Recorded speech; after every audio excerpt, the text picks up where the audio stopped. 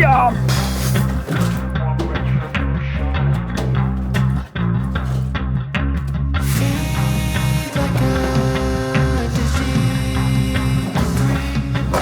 Lourd cette affaire.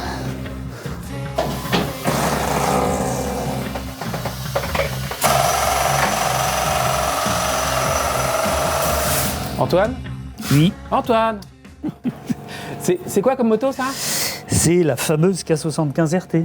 K75 RT. Et celle-là en plus c'est une Ultima, c'est-à-dire un des derniers modèles. Tu reconnais ça à cause de pare-brise électrique, jantes 3 bâtons. Jantes 3 bâtons. En fait c'est de l'équipement qu'il y avait sur les 1100, c'est ça ? Oui. Okay. Et on reconnaît les 750, je l'ai appris étant tout môme, avec la sortie d'échappement triangulaire. Aussi. Quand on est en voiture et puis aussi qu'il manque un bout ici. Oui. Le moteur est plus court d'un cylindre. Donc à la demande générale, encore une fois. À la demande générale, nous allons enfin montrer la révision d'un série K. K75, K100, c'est la même chose. C'est la même chose, on se sent aussi. K11, oui, à peu près. Enfin, pour le réglage, c'est différent. En tout cas, 750 et 1000, on va dire que c'est tout pareil. Ouais, à peu près. Même la quantité d'huile ? Oui. Malgré ce cylindre en moins, oui, le carter d'huile. Oui, puisqu'en fait, le carter est en bas, donc la contenance est identique. Okay. Qu'est-ce que tu fais pour une révision ? Pour une révision, la grande révision qui se fait tous les 20 000 km, on fait tous les fluides. Donc moteur, boîte, pont, liquide refroidissement, fourche, purge des freins. Oui. On fait filtre à huile, bien sûr, filtre à air, on fait de la SPLO, filtre à essence dans le réservoir, tous les 20 000 ou tous les 4 ans, bougie, bien pas sûr. très accessible, puis évidemment, contrôle des plaquettes de frein, contrôle de tous les jeux de la partie cycle, etc., et mise au point moteur. Et j'ai remarqué que tu faisais à chaque fois, tu contrôlais toutes les ampoules, tous les contacteurs d'ampoules, la pression des pneus. Non mais oui, ça c'est indispensable. L'usure des pneus, tout ce qui les câbles, tu vois. Tout. Même le klaxon, je crois, j'ai entendu. Oui, c'est un élément de sécurité. Oui. Donc voilà. Ok. Donc, tu commences par quoi ? J'enlève les valises. Ok, bah oui, bien sûr. Et tu ouvres ça et tu le décales, mais juste de ça. Ouais. Et tu le colles, tu glisses la valise. Tu tires en arrière. Tu tires en arrière, tu la poses sur le clignot. Et elle vient toute seule. Et tu tires vers l'extérieur comme ça, horizontalement. T'as trouvé ça où ? Sur la boutique du Croule Toujours. Du croulant toujours. Voilà. Oui, c'est une moto de croulant. Alors, il y a quoi ? Filtre à huile, adaptable mais bonne qualité. On n'a jamais parce que les filtres, si tu prends de la mauvaise qualité, soit dit en passant, tu peux te trouver moins cher. Mais le prochain qui le démonte, après, il peut se dessertir ici. Il suffit que tu tournes et puis le machin reste au fond. Et puis, c'est arrivé. Donc, devoir coucher la moto, etc. Donc ça, qualité éprouvée, c'est du high flow, c'est très connu. On vous fait confiance. Filtre à essence. Donc ça, on a trouvé ça direct chez le fabricant. C'est la marque qui est montée d'origine, Maleux. Bon, il n'y a pas marqué BM dessus. On le vend aussi en origine, mais je pense qu'il n'y a pas, filtre à essence. Origine, avec marqué BMW, c'est un peu plus cher, non ? Oui, bien sûr. Ouais. Tu payes la marque. Ça, ce sont les toriques. Les petits toriques. Le torique de filtre à huile et torique de jauge. Ok. Les bougies. Les 3 bougies. 3 bougies X5DC. L'ensemble des joints de vidange. Et j'oublie un truc, c'est les joints de radiateur. Tiens, il faut que j'aille les chercher. Filtre à air Maleux, toujours pareil, le même que l'origine. J'avais oublié ça, très important dans le kit, ce sont les joints de bouchon de radiateur. Ils sont essentiels au fonctionnement du côté siphon, du vase d'expansion, etc. Tu vas nous montrer ça.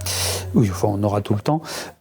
Oui, tu me disais le prix, renseignement prix, 132 quelque chose.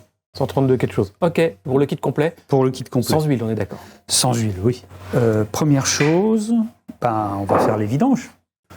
Bien sûr. Donc, si on est organisé, on commence par mettre des cuvettes partout, et puis on enlève tous les bouchons de remplissage avant. Oui, ça, on le répète. L'anticon. On ne remet pas les bouchons de remplissage tant qu'on n'a pas rempli. Ça évite de repartir et de casser, quoi. Voilà, donc je vais lever le truc et commencer par ça. C'est d'autant plus valable que parfois on fait sa révision en plusieurs jours. Voilà, oui. Et quelquefois ici... si on est interrompu par un copain qui vient prendre l'apéro, dit je terminerai demain. Qui ça ? Un copain ? Non, il n'y a pas ça chez nous. Je commence par la partie mécanique, donc les 3 vidanges, moteur, boîte, pont. Ok. Bouchon de remplissage moteur, ici. Il est là, quelqu'un aurait un doute. Voilà. C'est pas pour ranger un paquet de cigarettes, je sais pas quoi, c'est pour mettre dans le wheel. Ouais, cigare à la rigueur. Cigare. Ici, moteur, boîte. Boîte. Boîte, donc toujours pareil. Taper. Pas hésiter à mettre un petit coup pour le décoller. Voilà. Et ici, pont. Pont, couple conique. Et là, pont. Il n'y a pas de vidange de cardan. De cardan. Non, sur les séries K, c'est graissé à vie, dit-on. J'attire ton attention sur le fait que monsieur est équipé du fameux amortisseur Shock Factory que nous montons depuis quelques temps. Ouais. C'est pas gentil pour EMC, qui sont d'excellents amortisseurs, mais qui sont un petit peu plus chers.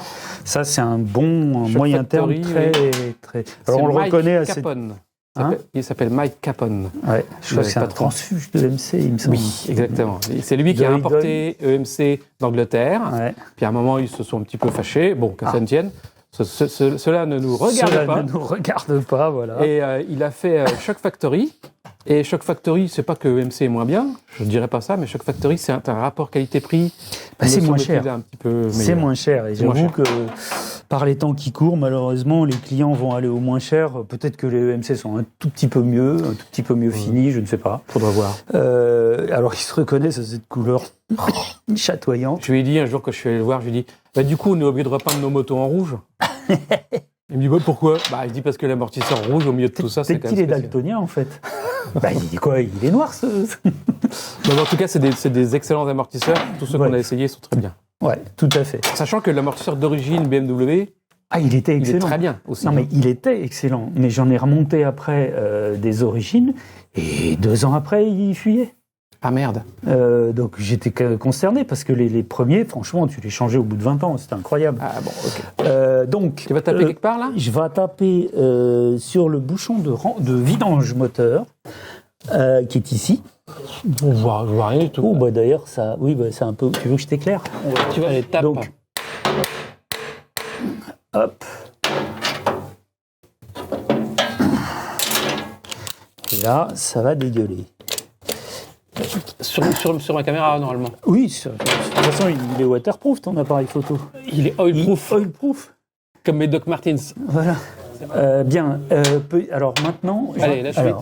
Là, tu as le bouchon de vidange de boîte. C'est quoi la subtilité dont tu parlais ? Alors, le truc, c'est que si tu fais la vidange comme ça, l'huile va tomber sur la béquille, ça va faire un truc dégueulasse.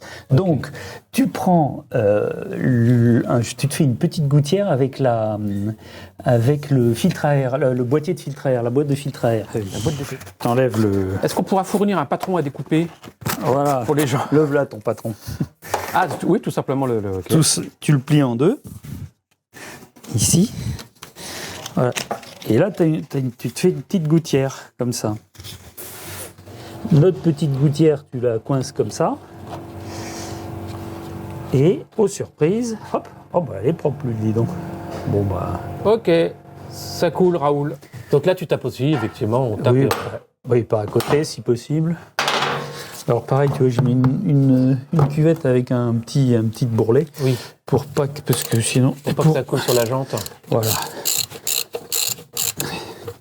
Et tu vas noter que comme sur le bouchon de vidange de boîte, tu as un petit aimant dessus, comme sur les vieux flats d'ailleurs. Tu vois, d'ailleurs, elle a bien plein de trucs. C'est la trappe de quoi, ça, alors ? Alors, ça, c'est la trappe de filtre à huile. Filtre à huile, ok. Disons, on dirait qu'elle a été démontée il n'y a pas très longtemps. Les vis sont presque brillantes. Donc, pareil, tu tapes dessus, mais sans faire une grosse flaque dans l'huile. Voilà, c'est très très périlleux. Parce que forcément, tu as le bac à huile là, et il y a forcément une vis qui va tomber dedans. Bon, elle sera huilée. Ah oui, mais après, il faut j'ai l'impression qu'il s'est pris un petit coup. Voilà. Il s'est pris un petit coup. Et le mien, sur ma K1100, je l'ai bien amoché. Je t'avais raconté ? Non. Je suis tombé dans une bouche d'égout. Ah, mais oui. Il y a des affreux joujous qui ont piqué la ferraille des bouches d'égout, dans je ne sais quel village. Moi, je ne l'ai pas vu. La roue avant est tombée dedans. Ça a tapé directement là. Et ça m'a juste estropié une vis. C'est quand même une chance incroyable. Alors tiens, je profite de ce qu'on est là parce qu'il y a un petit cas d'école. Tu vois, ici c'est gras. Cette espèce de petit conduit est gras. D'accord. Et t'as un petit trou. Étonnamment, t'as un trou avec un pas de vis. Quand ça fuit, les gens se disent « Oh, bah il manque une vis ». Et puis Il bouche. Il bouche. En fait, ce petit trou, c'est un conduit qui va... Ça, c'est la pompe à huile, pompe à eau. Mhm. T'as un compartiment pompe à huile, un compartiment pompe à eau, et au milieu, t'as du vide. Et 2 joints, bien sûr. Mhm. Et ce petit conduit arrive entre les 2 joints. Et en fonction de ce qui tombe... C'est sans doute une mise à l'air, oui, c'est pas bête. Je n'avais jamais pensé. Mais c'est surtout, ça t'indique que quand ça fuit, si c'est côté huile ou lequel des 2 joints. Lequel des 2. Bon, globalement, tu t'en fous puisqu'il faudra faire les 2. Mais voilà, tu vois, et là, on dirait que ça fuit. C'est surtout ce que j'aime pas, c'est quand l'huile coule jusqu'à tes coudes. Quand t'es comme ça. Ouais, j'ai horreur de ça. Comme Gaston Lagaffe. L'eau des nouilles me coule le long des coudes et ça me chatouille. Ah, j'ai une question... Quel beau métier, professeur. Voilà. J'ai une question que les gens vont poser. Ouais. Je le sais, je le sens. C'est pas mieux à chaud? Tu peux le faire à chaud, ça va plus vite, on va dire. Pour la boîte, par exemple. Ça va plus vite, mais comme on a tout notre temps, voilà, on la laisse couler, quoi. Puisque j'ai plein d'autres trucs à faire avant de le remplir. Ouais. Alors, voilà. Oui, donc tu laisses couler un moment quand même, hein. Oh bah regarde, la boîte elle est encore en train de couler, tu vois, on l'a fait il y a déjà 10 minutes. C'est vrai que c'est longuet, oui. Ça aurait été mieux à chaud, mais à chaud tu te brûles. Oui, mais en hiver, à chaud, c'est bien. Oui, mais ici on a un atelier de luxe, c'est chauffé. Alors, qu'est-ce qu'il y a à voir? Là, il y a à voir, donc ça c'est la trappe de filtre à huile, et il y a le fameux torique que tu changes à chaque fois. Le joint torique, d'accord. Voilà, alors la trappe, tu la laisses comme ça, et puis comme ça elle va tomber dedans mieux. Et là, ton filtre, il est là, donc il faut l'attraper avec un outil spécial. Il est vissé, oui. Alors, il faut l'outil. Il faut la cloche, et il faut la cloche de chez BM ou équivalent, parce que j'ai failli faire la connerie. Il faut qu'elle soit très fine pour pouvoir rentrer dans le trou. Parce que tu peux trouver des trucs comme ça, mais très épaisses. D'accord. Et puis ça bloquera. Je vois, tout à fait. La cloche. Enfin, tout le monde n'a pas ça dans son garage. Non, mais tu peux la trouver chez BM, donc à 28 €. Bah, c'est pas chez BM, c'est chez vous, vous l'avez. Oui, enfin, nous vendons les produits de BM. 28 €. 28 € et 14 € en adaptable, je crois. Et l'adaptable va bien? Oui. Je pense que ça doit venir de chez Knecht.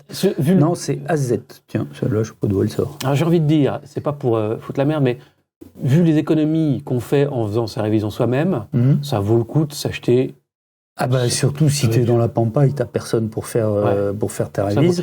C'est une vidange, c'est facile à faire. C'est chiant. Une question bête, si par exemple t'es bloqué, t'as pas là cette clé là, il y a une solution? Je faisais sur les premiers cas que j'ai fait, il y a mamie fait le loup, je démontais le carter.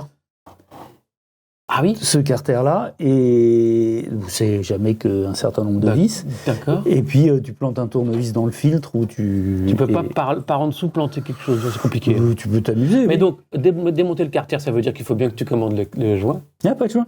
C'est monté, c'est métal sur métal. À la pâte. On est arrivé à une perfection d'usinage. Et sur K, tu n'as pratiquement pas de joint de carter. Super, cette solution. Là, tu n'as pas de joint de carter. Ici, tu n'as pas de joint. La pompe à huile, tu n'as pas de joint. Les seuls joints qu'il y a, c'est sur les 2 carters gauche et droit, où là, tu as des joints caoutchouc. Ok. Et tout est usiné au celui qui est bloqué mini-poil. Ou qui veut économiser 14 €. Ouais, 14 € tu les as vite rentabilisés parce que c'est bien chiant. Après, il faut tout nettoyer, etc. Enfin, sans compter les éventuelles vis qui te restent dans les mains. Donc... Non, j'avais fait ça les premières fois. Je l'ai fait 2 fois, puis après, j'ai compris. Ouais. Voilà, donc la clé... Je précise aux gens qui auraient un doute, c'était il y a 34 ans. Oui. J'étais un des premiers à toucher ces motos qui permet de dire cette phrase, 33 ans d'expérience feront toujours la différence. Voilà, même 33 ans, ouais. 34, j'ai dû commencer en 90, ça fait un peu plus même. Oui, si, ça fait 33, 33 comme le Christ. Et là, tu desserres et tu pries pour que ça marche. Il ne faut pas le serrer trop fort parce que sinon... Tu pries pour que ça marche, comment ça ? Tu pries pour que le truc soit pas bloqué dedans, quoi. Ça arrive, ça ? Oui, ça arrive. Si c'est serré trop fort, parce que ça, en fait, un filtre, ce que les gens ne savent pas forcément, c'est que ça se serre à la main, ou presque. D'accord. Et là, attention, parce qu'il y a encore plein d'huile. Cacaboudin. Et alors, le truc, c'est qu'évidemment, il y a plein d'huile, et le filtre, il est collé dans bloqué dedans, ouais. Ce que je fais, moi, je tapote. et puis il est censé se décoller. Bon, un jour. Et enfin, l'eau. Oui, l'eau. Bon, exceptionnellement, j'enlève pas le bouchon parce qu'il faut enlever le réservoir, etc. Enfin, il faut lever le réservoir. Tu n'enlèves pas le bouchon, ça va faire gloup, gloup, quoi. Non, ça va couler d'un coup, mais on déroge à la règle. Et alors là, tu parlais de le faire à chaud ou à froid. Là, vaut mieux le faire à froid, parce que donc, sinon... pour vider l'eau, tu passes par le tuyau, là. Oui, alors il y en a qui essayent de passer par... Il y a une espèce de vis de vidange, là, en dessous, mais qui est toute petite. Ça met une heure.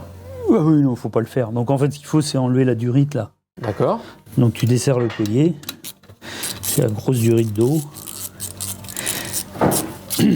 Donc là, on fait ça. Et là, alors, c'est partout, il faut la décoller. Voilà, tu vois, là, c'est collé. Et puis, tu mets ta cuvette pas trop loin parce qu'il y a un peu de pression. Bon, ça fait flouche d'un coup. Hein. Voilà. Et c'est pas trop mal. Combien de litres? Un peu moins de 3 litres, je crois. Ouais, d'accord. C'est un beau gros radiateur, finalement. Hein? Oui. Voilà. Et tu me disais qu'ensuite, tu allais être obligé de démonter le carénage. Ouais, démonter les flancs inférieurs de carénage pour atteindre le filtre à air d'un côté et les réglages de l'autre. Donc, il y a une technique particulière ou pas, alors? Oui, il faut enlever tout. Mais il faut commencer par en haut, par en bas, par quoi? Par en haut, parce que l'essentiel est en haut. D'accord. Un coffre. Alors, ces coffres, il faut toujours bien vérifier quand tu les refermes qu'ils tiennent bien, parce que ça s'envole très bien. Et puis quand ça s'envole, bon, ça c'est pas cher, mais la serrure, plus jamais tu peux l'avoir. Ah mince. Bon, ok. Donc on commence par l'intérieur du vide-poche. Voilà, où il y a en général la vie des gens dedans. Tu vides ou tu vides pas. Des chewing-gums, des préservatifs, bouteilles de whisky. On a vu des tas de choses. Quoi. On a vu des tas de choses. Mais t'as pas le droit d'en parler. 2 vis. On commence par enlever cet habillage. 2 vis ici, 2 vis ici et une vis là. Celle-là, évidemment. Celle du bas. Voilà. Celle-là, elle reste en place en général. Donc là, t'enlèves le. Là, du coup. Donc 1, 2, 3, 4, 5. En 5 vis, ça c'est sorti. Voilà. Bon, donc ça va, c'est pas effrayant. Ça, là, c'est correct. Le coffre, je crois qu'il s'en va comme ça. Tu es obligé de contrebraquer, sinon il sort pas. Et là, tu as accès donc aux autres vis de fixation. Ah, d'accord. Les autres vis sont en dessous. Ici et là, enfin bon. En premier, et tu as des vis ici. Donc il y a des vis intérieures et il y a des vis. Voilà, une vis ici et une vis là. Tu commences par celle-là, parce qu'une fois que tu auras démonté en haut, ça va te faire chier. Ok, alors il y a celle qui est là. Alors, ce sont des vis spécifiques. Hein. Elles ont théoriquement une rondelle plastique dessous. Ce sont des cruciformes avec une petite rondelle plastique. C'est des cruciformes, comment on appelle ça? On dirait des vis à boîte, ces trucs-là. Ouais, c'est de la vis à tôle. De la vis à tôle. Ouais. Parce vis Parker. Parce qu'en fait, dedans, le pas de vis, c'est une agrafe, c'est ça? C'est ça, c'est ce qu'on appelle un presse-tôle. Presse-tôle. Et ici, de ce côté-là, tu as une vis comme ça. De l'autre côté, c'est 2 vis sur le même plan. Ok. Ensuite, ici, tu as deux grosses vis, elles, par contre, mécaniques, avec, qui se démontent avec une clé de 10.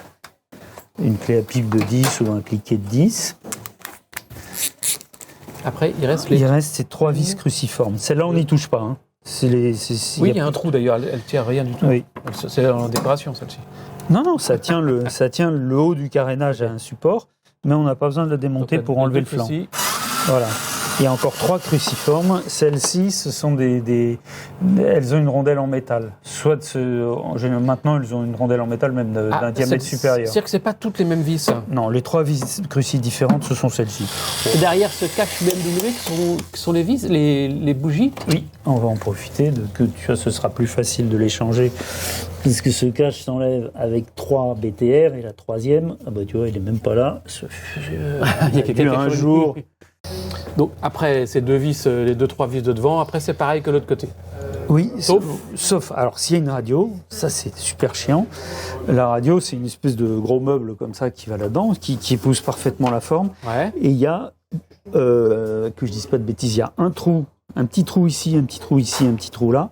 Il faut prendre un tournevis fin plat assez long Et en fait, c'est des clips comme sur une voiture. D'accord. C'est des clips, donc il faut enfoncer le tournevis, trouver les clips, faire levier, clop, on enlève un côté. Ensuite, on enlève l'autre et ensuite la radio sort et il y a toute la tripaille. Donc il faut l'accrocher, la poser. On la dérange pas, on la pose simplement. Non, ouais, tu la débranches pas parce que sinon après c'est sans fin quoi. Okay, mais bon, c'est chiant quoi. Quand il y a une radio, c'est chiant parce que tu risques d'abîmer la peinture. Enfin, faut vraiment faire très attention. Voilà.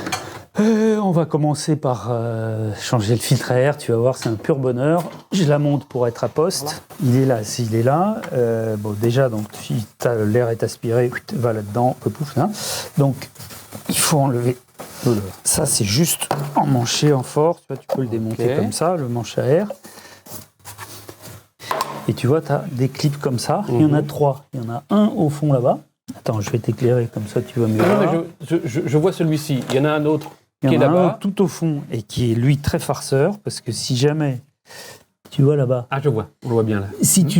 Quand tu l'enlèves, il faut l'enlever juste un tout petit peu, parce que s'il va trop loin, pour le remettre, c'est chiant. C'est super chiant. Tu vas pas mettre tes mains. Voilà. Et un devant. Et un devant. Il y en a un devant sur le côté en fait. Voilà, il n'y en a que 3. Donc tu fais sauter ça délicatement. Ceux-là, c'est pas grave, mais il faut éviter de faire ça à celui du fond. Et l'autre, il faut le maintenir pas trop loin. Voilà, tu fais ça, et puis tu essayes de faire en sorte qu'il se soulève. Qu'il soit prêt à revenir à sa place. Voilà, parce que tu t'imagines bien que la blague, donc il y a un sens pour le montage. C'est marqué dessus. Top open.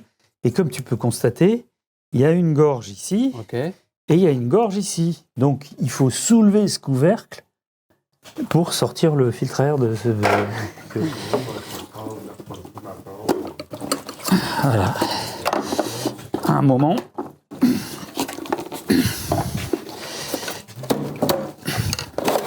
Voilà. C'est un garçon. Bon, pour remettre, ça va plutôt bien. Donc, il y a un sens, top open, et il y a un sens aussi comme ça, si je ne m'abuse. T'as fait une belle de buse. En fait, non, oui, il est symétrique, mais il se met comme ça. Tu peux le mettre comme ça ou comme ça, mais surtout ça vers le haut. Là, tu as une flèche. Ok. Donc, tu remets comme l'autre, il était, quoi. Voilà, tu le remets, tu te fais chier, mais ça va. Il y a vraiment, les gars, ils ont prévu juste... Voilà. On dirait que c'est plus facile à mettre qu'à retirer. Alors, le clip. Alors, ces clips-là, tu mets comme ça. Tu le mets dans sa petite gorge. Mmh. Et on attaque les bougies. Ok. Hein? Ok. Oui, je dis on attaque les bougies de l'autre côté. Comme ça, on aura fini ça. Pas mal, 2-3 petites subtilités. Au niveau des bougies? Sur les bougies. Ouais. Ouais. Donc, tu as 3 bougies, puisque c'est un 3 cylindres, et tu vois, tu as des petites languettes sur les antiparasites. Sur les antiparasites. Et aux surprises, tu constates qu'il y a un fil qui est trop long, tu te dis, qu'est-ce qu'ils ont foutu? Et en fait, ce fil, ça sert pour, quand tu règles l'allumage, tu mets ton capteur. Capteur de ta lampe stroboscopique. Oui, ok. Pour enlever ces fils, il faut tirer droit sur ces petites languettes, donc il faut une pince droite. Il ne faut pas prendre une pince comme ça. Parce que sinon tu les plies. Voilà, tu ne vas pas tirer droit. Donc, une pince bien droite. Une pince bien droite. Tu en as même une comme ça dans la trousse à outils. Et puis tu tires et en même temps tu fais tourner comme ça. Et tu tires fort. Tac, parce qu'il y a une espèce d'effet ventouse. C'est sous vide, c'est monté sous vide, c'est chouette. Ouais, c'est ça, exactement. Tu regardes au fond si tu n'as pas du vert de gris. Ok. Je ne sais pas si tu vois. Non, là, pas de vert de gris au fond. S'il y a du vert de gris, tu essaies de nettoyer, puis tu mets du WD-40, un truc qui soit un peu décapant. Ils sont numérotés officiellement. Là, ça s'est effacé depuis longtemps. Parce qu'il y a un ordre. Ah, impérativement, oui. D'accord. Il y a un ordre d'allumage. Deuxième capteur. Alors, normalement, c'est repéré avec 1, 2, 3, c'est ça? Oui. Bon. Alors, tu as un repère déjà très facile. Le plus long, celui qui a une boucle, tu sais que c'est celui qui est le plus en arrière. Ah d'accord, contrairement à ce qu'on s'imagine quand on n'a pas fait gaffe à ça. Voilà. Et puis de toute façon, tu voudrais le mettre, tu vois qu'il est trop long. Celui du milieu, de toute façon, tu ne peux pas le mettre ailleurs. Et donc, par élimination, tu ne peux pas te tromper. Il faut l'équipement, l'idéal, c'est d'avoir l'équipement Pour démonter les bougies, l'équipement dans la boîte à outils, cette clé et cette clé. Alors, cette moto, elle avait justement un petit problème de pétouillage. On va inspecter les bougies. D'ailleurs, j'ai pas regardé les autres antiparasites, parce qu'il y a quand même du 20 000 volts ou plus qui passe là-dedans. Les antiparasites, ça se change ou pas? Ça se change, mais je crois que les fils sont plus disponibles non plus. Oh. Non, c'est la misère. Ok. Ça se change, c'est très costaud, mais il arrive qu'il claque, vraiment. Et puis là, t'es embêté, il faut te démerder. Il y a des refabrications, mais t'as pas les languettes, enfin c'est... D'accord. Les bougies, tu les as retirées? Oui. Donc je les ai repérées 1, 2, 3, dans le sens de la marche. Ah oui, pour faire une inspection, d'accord. Ouais. Bon, elles ont toutes un peu la même couleur, à mon avis. Il a dû essayer de la démarrer, ou elle a démarré il y a pas longtemps, parce qu'elles sont un peu humides, un peu noires. Bon, c'est pas très parlant. De toute façon, les motos qui roulent en ville, tu peux toujours regarder la couleur des bougies, ça ne dira jamais rien. Ouais. Parce que là, si tu veux tester la couleur des bougies, il faut vraiment avoir roulé sur route, avoir fait 10 km en vitesse stabilisée. Quand tu dis tester les couleurs, oui, donc c'est quoi? Oui, parce que la couleur des bougies, ce sont des informations intéressantes. La couleur idéale, c'est quand c'est un petit peu marron, tu vois, ici, c'est qu'elle soit sèche. Taupe? Un peu de taupe. Voilà, taupe. Miel? Taupe, miel, ce que tu veux. Si elles sont très blanches, ça veut dire que le mélange est trop pauvre en essence. Donc c'est pas bon, parce que ça crée des points de chauffe, c'est pas bon. Blanc, c'est trop chaud. Trop chaud, c'est trop... Trop chaud, c'est trop pauvre en essence. Quand c'est noir mat, c'est c'est trop riche. En général, c'est noir mat parce que tu as roulé, tu viens de démarrer, tu es au starter en quelque sorte. Donc idéalement, il faudrait contrôler ces bougies à mi-chemin d'une autoroute, quoi. Bon. Non, l'information la plus intéressante, c'est effectivement quand ça consomme de l'huile. Là, d'abord, tu vois des espèces de dépôts, comme une espèce de croûte noire. Ah, de la calamine, carrément. De la calamine, et puis ça peut être noir brillant, tu vois. La calamine noire brillante. Là, ça veut dire que ton moteur est fatigué. Là, moteur fatigué sur le K75, ça veut dire segment usé, cylindre usé? Segment usé, oui. Alors là, ça veut dire que la moto, pour que les segments soient usés, faut qu'elle ait roulé, mais c'est inimaginable. Inimaginable les kilométrages. Quand ça consomme de l'huile, c'est que la segmentation est usée. Oui. Plus rarement que les guides de soupape sont usés. Ah oui, d'accord. Ouais, mais comme tu as des joints sur des joints, ce qu'il n'y a pas sur les vieux flats. Il y a des joints de queue de soupape. Tu as des joints de queue de soupape. Avant que ça passe par là, tu peux te lever le matin. Par contre, la segmentation s'use. Il m'est arrivé à une époque où il y avait vraiment beaucoup de K75 qui roulaient et où les gens roulaient beaucoup. On refaisait les moteurs. Régulièrement, on refaisait segmentation, coussinet de bielle, distribution, etc. Tu veux dire que les cylindres ne bougent pas? Les cylindres ne bougent pas. Nicasile? C'est du nicasile, c'est d'une solidité sur je crois, un des records, mais il y en avait d'autres, un K11 LT, donc plus gros, il chauffe plus, etc., plus gros cylindré. Un client qui avait 650 000 km avec le moteur, il n'avait même pas refait la segmentation. 650 000 km? Oui, et ça a continué de rouler. Il n'a pas fait que de la ville, en revanche. Non, je pense qu'il est un voyageur. Faire de la route. Mais j'ai trouvé un de nos clients, un très bon client de l'époque, qui nous demande, comme on conseillait régulièrement, au-delà de 150 000 km, on conseillait de refaire le haut moteur. La moto, elle démarrait moins bien, tu vois. Bon, elle consommait un peu d'huile. On a démonté le moteur. Les segments, ils avaient l'épaisseur, à un endroit, l'épaisseur d'une feuille de papier à cigarette. Et ça marchait quand même. Donc je pense que BM, il pensait pas... Eh bien, si je casse tout. BM ne pensait pas qu'ils avaient fait un moteur aussi solide. Ou alors, ils pensaient que c'était le dernier moteur qu'ils ferait et qu'ils continueraient à utiliser ce moteur-là jusqu'en 2035. Bon, ils l'ont utilisé jusqu'en... Non, mais le K12RS, il est sorti jusqu'en... Le même bloc que le K11. C'est vrai que ça a traîné longtemps. Qui était le même bloc que le K100, il est sorti jusqu'en 2006. C'était aussi une époque où, que ce soit BMW pour les motos ou Mercedes pour les voitures, etc., ils avaient encore dans l'idée de faire des véhicules durables. Ouais. Ça n'existe plus, ce concept-là. C'est tout l'inverse. On fait du consommable. Donc forcément, les concepteurs... de K100, avec ces antiparasites-là, ils ont... Tu sais que les bougies, t'as soit ce montage-là, soit il y a un petit pas de vis. Et c'est une olive qui se dévisse. Là, l'olive, c'est carrément soudé. D'accord. Donc, ce qui pose problème sur le K11, c'est que les bougies sont plus disponibles. Les, je sais pas quoi, YC, machin, elles sont plus disponibles. Donc, tu peux mettre plus que des NGK. Ouais, c'est ça.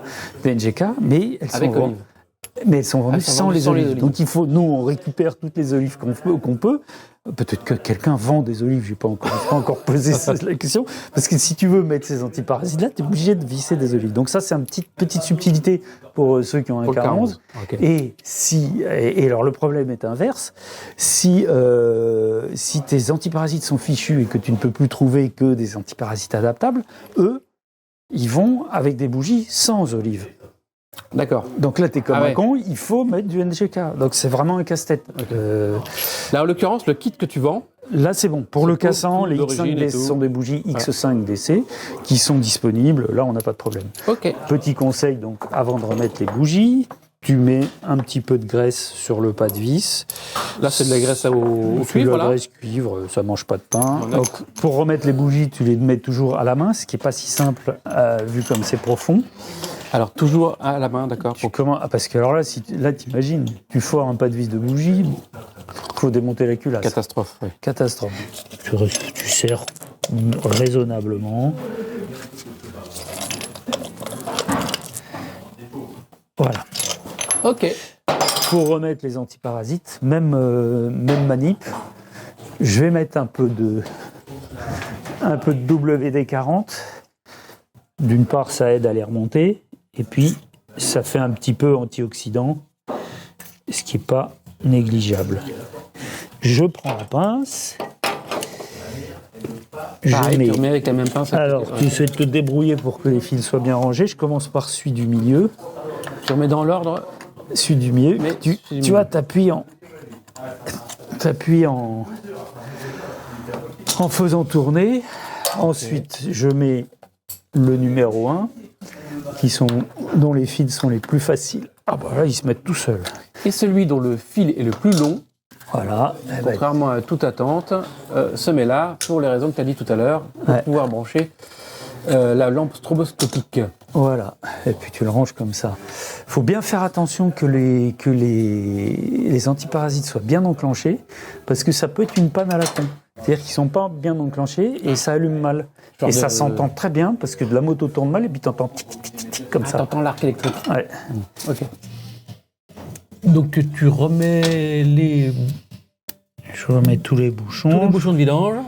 Je remets joint neuf. Joint neuf. Ah, petit détail, les gens se demandent toujours où va le torique noir, le petit torique noir qu'on vend dans le kit là.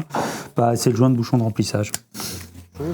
Oh, en aparté, avant que j'oublie, la fenêtre là de niveau d'huile. Ah oui. Elle fuit des fois. Oui, elle fuit, ou surtout elle se pacifie.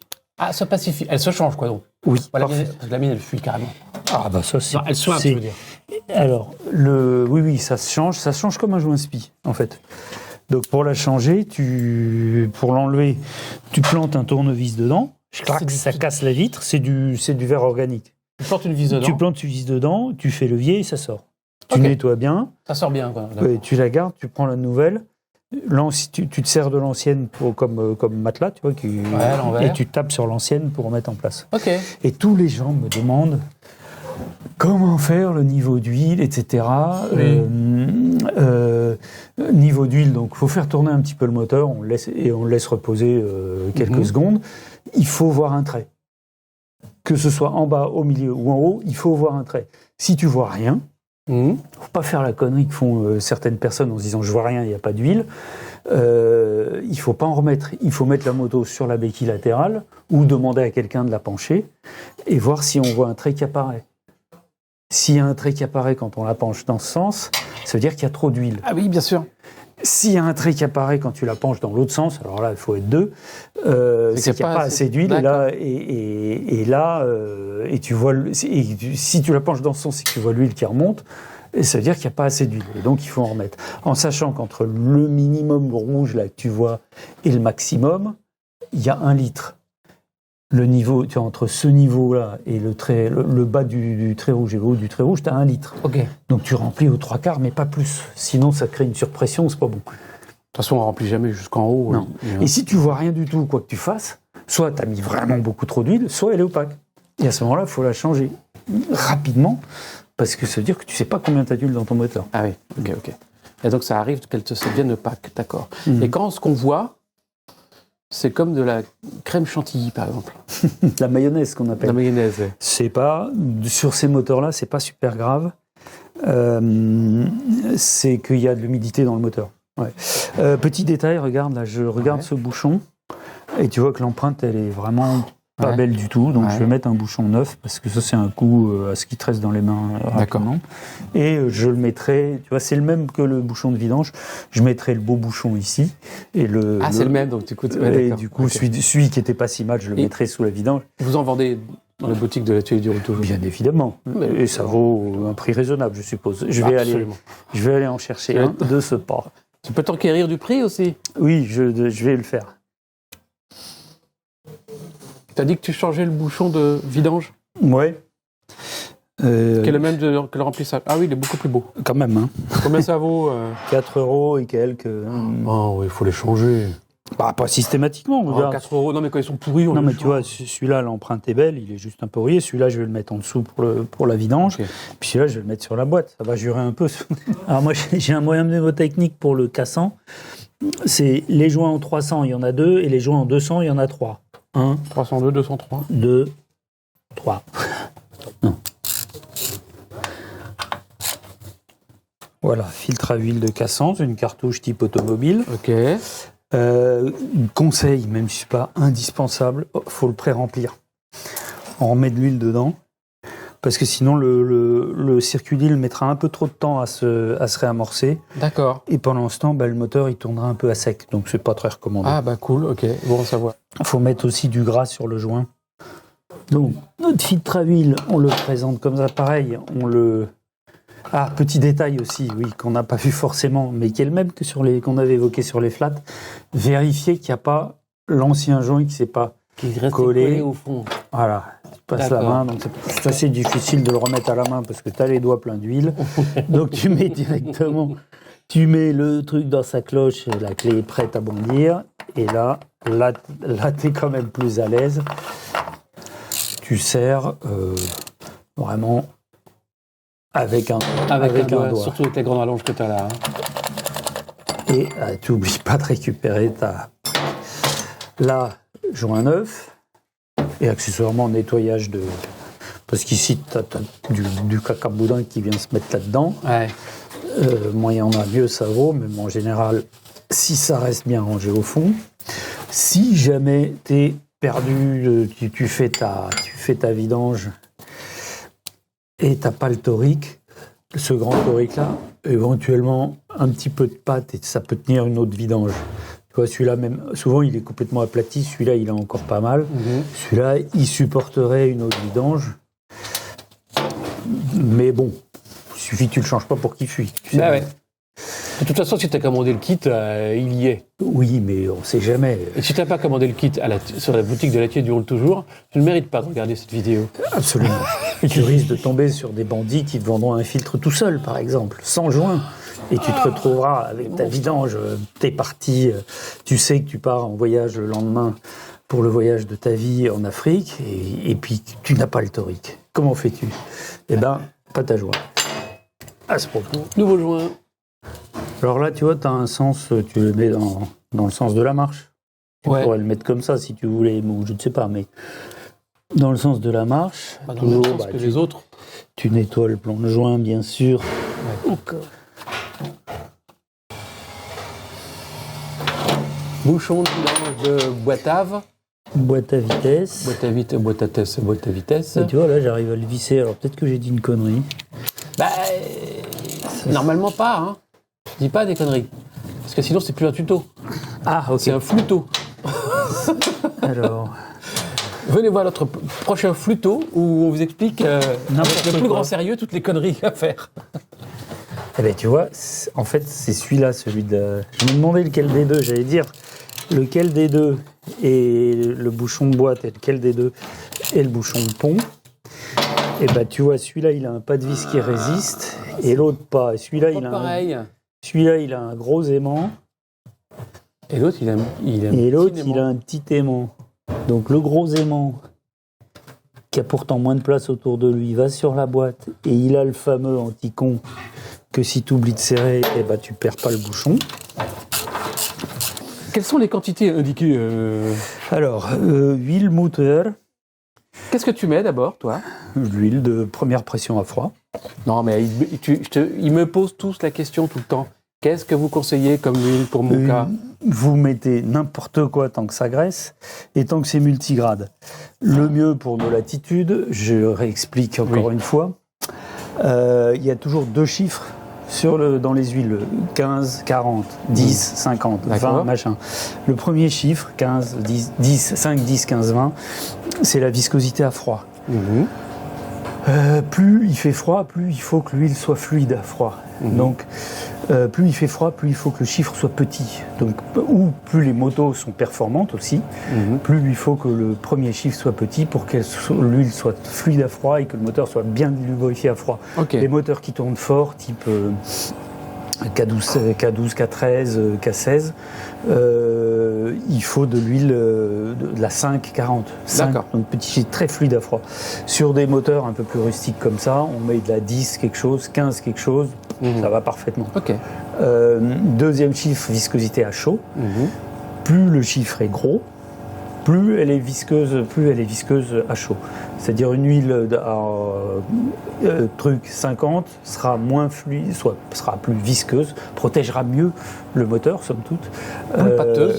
Plus pâteuse que quelque chose 40. D'accord. Toujours pareil pour les moteurs qui tournent fort, il faut une huile qui soit fluide, à chaud aussi, parce qu'il faut qu'elle aille partout et qu'elle se protège. Bon. Après, qu'est-ce qu'il faut mettre une huile spéciale moto? Dans les cas, c'est pas nécessaire. Il y a des huiles spéciales moto. Qu'est-ce qu'elles ont de plus ou de moins?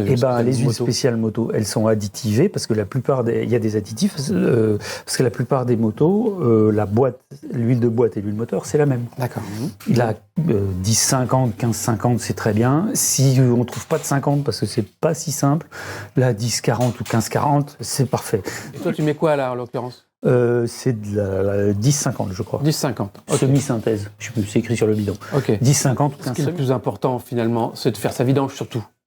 Ouais, plus l'huile est échangée souvent, mieux ça vaut pour la pérennité du moteur. C'est ça qui est important. C'est plus important que de choisir une huile du tonnerre. Non, c'est pas la peine de mettre une semi-synthèse de la mort de l'Apocalypse, une 100% synthèse, je veux dire, dans un moteur de série K. Alors, quantité d'huile, c'est théoriquement 3 litres 75, 3 litres 8, disons, avec changement de filtre. D'accord. Moi, ce que je fais, c'est que je mets 3 litres 6, 3 litres 7. Je fais tourner la moto et puis, pour la régler et tout ça. Et une fois qu'elle a tourné, je refais la pointe. On passe à la boîte à vitesse, là? On passe à la boîte à vitesse avec un entonnoir vintage. Et c'est la même huile pour la boîte à vitesse et pour le pont? Oui ou non. Ça dépend de ton degré de perfectionnisme. Nous mettons dans les boîtes, nous, depuis toujours, l'huile Top Blend recommandée par BM à l'époque, qui est une huile 80-90 classique, mais toujours viscosité à froid, à chaud, 80-90, mais là, ça change, c'est pas très grave. Mais c'est une huile qui a des additifs très adhésifs, qui rend l'huile très, très, très additive. Tu vois, quand tu fais ça, tu vois que c'est une huile dite filante. Ce qui fait qu'elle s'agglomère autour Refais-moi ton chewing-gum, là. Gad. Hop, ah oui, tu vois, c'est hyper filant, d'accord. On dirait que c'est collant. Ouais. Donc c'est collant. BM préconise 0,8 litres, 800 centilitres. Dans la boîte à outils, il y a une clé. Une clé à crochet, n'est-ce pas, qui sert à mesurer le niveau de boîte. Tu vois? Je vais te montrer. Hop. On va voir. Oui, il faut bien voir, il y a un cran au bout, il y a une marque. Il y a une marque et un cran ici. Un cran. Et un qui plat, vient se poser là. Tu fais ça, touc, et tu gades. Le nouveau bouchon. Chouette. Remplissage du pont. Huile, toujours pareil, huile boîte, même huile que la boîte, ou pas. 250 cc, un quart de litre. D'accord. Et alors là, il faut un petit entonnoir et de la patience. Ouais, c'est un peu chiant. Bah ouais, parce que... Donc là, tu fais tourner la roue? Ouais, comme ça va plus vite. Ça va plus vite pour faire rentrer le bazar. Ouais. Ok, d'accord. Et voilà. Normalement, tu vois, ça arrive à fleur du pas de vis en bas. Tu vois, là? Ok, ça arrive à fleur. Ouais. Je vois. Voilà, bah écoute, là, on va faire le remplissage du radiateur, mais on va avoir fait le côté le plus chiant de la révise. D'accord. Je le signale à nos auditeurs, à nos spectateurs, c'est une révision qui se fera en 2 vidéos. Oui. Donc là, on aura fait tout ce que vous venez de voir, en fait. Tout le tous les fluides et tous les trucs un peu dégueux et les consommables on va y traditionnels. ajouter le remplissage de liquide de refroidissement. Et dans un deuxième temps, on va faire une vidéo sur... Alors, réglage moteur. réglage moteur, fourche et frein. Fourche, frein et puis partie cycle en général. Ok, très et bien. tous les petits trucs auxquels il faut penser, qu'il faut Vidéo vérifier. que nous allons publier quasiment dans la foulée, hein, ne soyez pas inquiets. Oui, la semaine qui suit. Voilà. De toute façon, au revoir. Donc là, tu vas nous faire du remplissage de... Remplissage de radiateur, c'est une belle tannée à faire. Le bouchon de remplissage, il se trouve à l'avant, sous le réservoir à l'avant. Ah bon?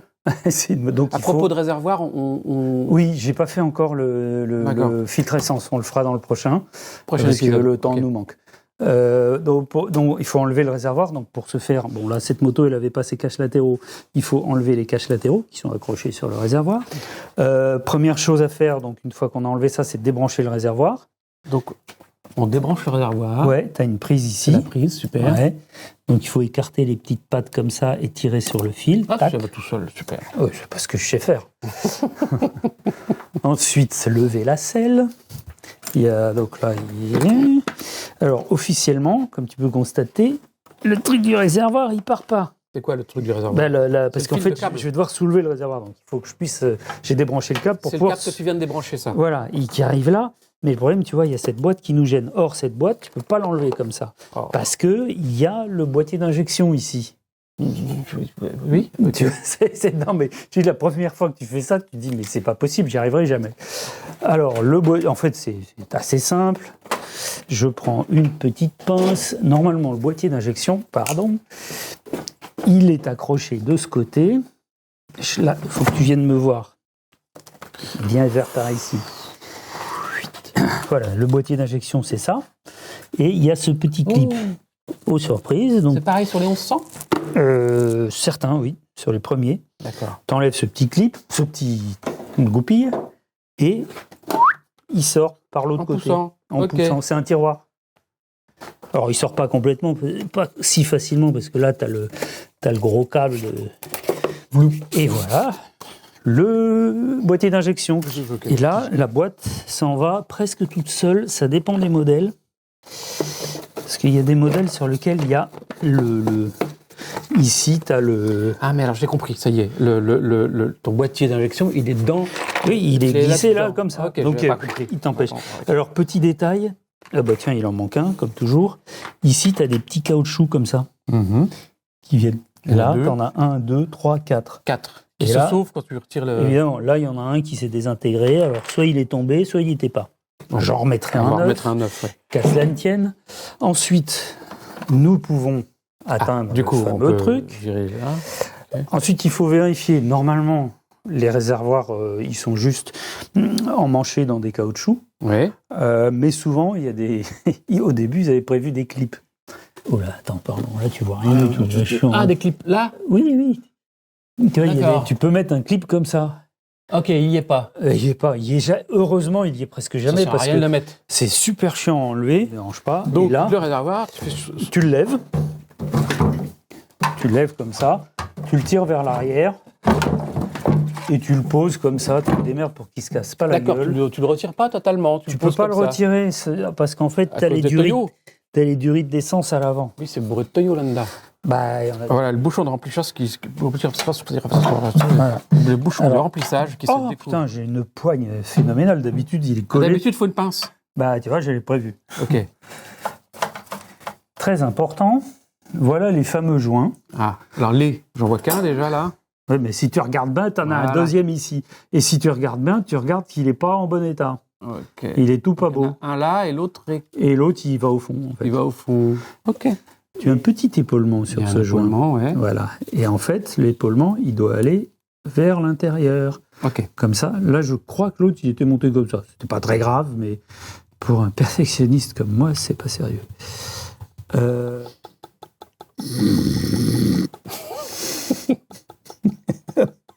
Tu peux rien faire d'autre. Si jamais tu essayes de forcer le truc et d'appuyer plus fort, ça déborde immédiatement. Bah, écoute, je fume les petites bulles.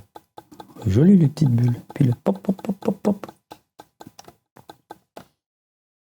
Donc tu remets le bouchon avec les bons joints dans le bon sens. Voilà, dans le bon sens. C'est très Ça n'a important. pas l'air de coller très fort, mais Ok. voilà, tu serres fort. Après, il faudra tester. Fort bien, quoi. Oui, voilà. Ok. Que ça comprime le joint.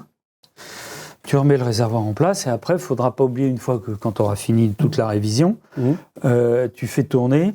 D'ailleurs, tu profites de ce que le réservoir est enlevé pour vérifier déjà que le ventilateur est bien libre. Avec tes doigts. Ouais. Faut pas Sans qu'il soit moteur non tournant. Ah oui. Avec les doigts, comme ça, parce que notamment les K75 qui ne chauffent pas beaucoup, l'hiver notamment, le ventilateur se déclenche jamais. Et du coup, il grippe alors. Du coup, il se charge de merde et le jour où il doit démarrer, il force et il fond. Enfin, il fume. Donc déjà, là, bon signe, le ventilateur, tu sens les pales parfaitement libres. Il faudra, une fois que la moto aura démarré, bien vérifier que l'effet siphon se fait bien et que le niveau dans le vase d'expansion, le fameux niveau là, monte bien et descend bien. D'accord. Chose qu'on ne peut pas vérifier dans cette vidéo parce que la révision n'est pas finie. Voilà. Et qu'elle sera finie dans le prochain épisode. Mais on fera tout ça dans l'épisode suivant quand même. Tout à fait. Voilà une première phase.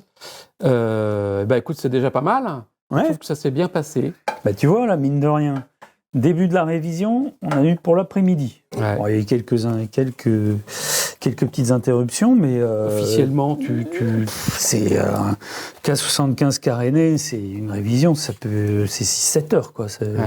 Entre les réglages, les inévitables petits soucis, petits trucs que tu remets en place, etc., c'est vite fait. Hein. Okay. De mettre 7 heures, c'est pas vite fait à faire. Oui, ça, c'est vite fait de mettre plus que quand c'est vite fait. Ok, Dac. Bon, les gars, bon courage. Vous nous posez des questions, vous n'hésitez surtout pas. Ouais. Et on y répondra dans l'épisode suivant, hein, puisque c'est en route. Allez, à plus dans le bus. Ça se dit pas, ça. Ça se dit plus, qu'est-ce qui dit ça?